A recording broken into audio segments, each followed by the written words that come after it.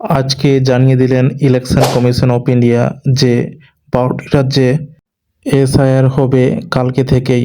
আর এই রাজ্যগুলির মধ্যে রয়েছে, আজ ঘোষণা করলেন ইলেকশন কমিশন, কালকে থেকে 12টি রাজ্যে এসআইআর শুরু হতে চলেছে।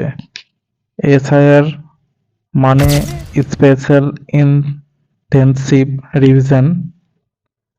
এর মধ্যে রাজ্য যেগুলিতে হবে, প্রথমত আন্দামান নিকোবর, আইসল্যান্ড, গোয়া, পুডুচেরি, ছত্তিশগড়, গুজরাট, কেরালা, মধ্যপ্রদেশ, উত্তরপ্রদেশ, রাজস্থান, ওয়েস্ট বেঙ্গল, তামিলনাড়ু এবং লাক্ষাদ্বীপ। এই রাজ্যগুলির মধ্যে এসআইআর কালকে থেকে শুরু হবে।